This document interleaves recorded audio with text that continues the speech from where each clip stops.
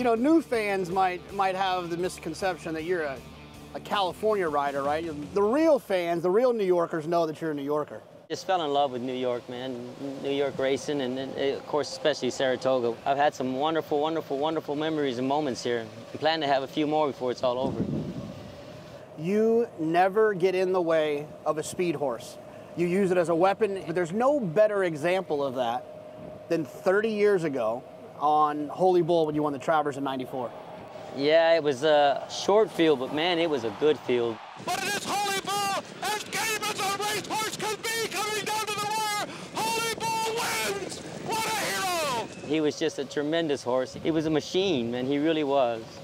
And then you went on to what I would think is one of the greatest 4-race runs I've ever seen. When Arrogate won the Travers, he won the Breeders' Cup Classic, the Pegasus, and then the Dubai World Cup. I just remember getting to pick him up for the race. I didn't ride him first time out. Rafael Bejarano had broken his maiden, but he also had another colt that was going for the Travers at the same time. And I remember Bob just telling me, listen, if you can get him on the lead, I don't think he'll stop.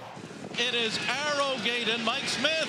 Oh, they've opened up a 6-length lead here with 1 furlong to run. And let me tell you, man, to this day, it's the fastest Travers ever ran. Arrogate, what a commanding performance. He won the Travers by 12. That 4-race run that he put together, it'll never be duplicated. What was it like sitting on the back of a Triple Crown winner? Crossing the wire in the Belmont that afternoon to win the Triple Crown was out-of-a-body experience, the most humblest feeling that I've ever felt in my life. I literally wanted to stop and talk to every single person I saw and tell them I just won the Holy Grail, man. I just won the Triple Crown. I still get emotional talking about it. 27 Breeders' Cup wins, the most ever. 3rd in money earned. Derbies, Preaknesses, Triple Crowns, Belmonts, Travers. Why do you still get a leg up? What's left for Mike Smith to prove?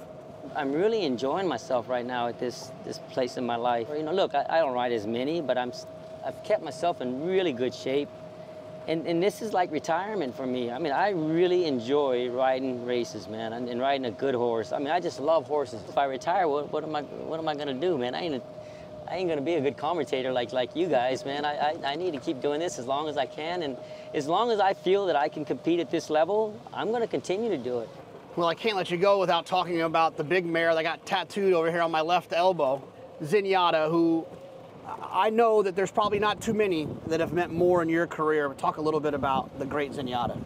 She was Entertainer of the Year every year she ran. I mean, she had it all. She had the whole package. She would intimidate the other horses. I didn't care if they were male or female. She was just bigger, stronger, and better, and she knew it. What a performance, one we'll never forget. She'll go down as probably being by far the most popular horse I've ever been on. I gotta say that there's no way there's anyone else on this earth whose life you've impacted more in terms of the horses that you've ridden and your performances than me. The first and only Triple Crown race that I ever got to watch with my father was Palace Mouse. And he's right here. I know you got him on your arm, man. Every time I get to sit with you, it's an absolute honor. Happy to know that. I'm happy to know that I was a part of all that, man. It made my day. We gotta get you back. We gotta get you back to the Jockey. Time to ride. Yeah, you gotta get your silks on.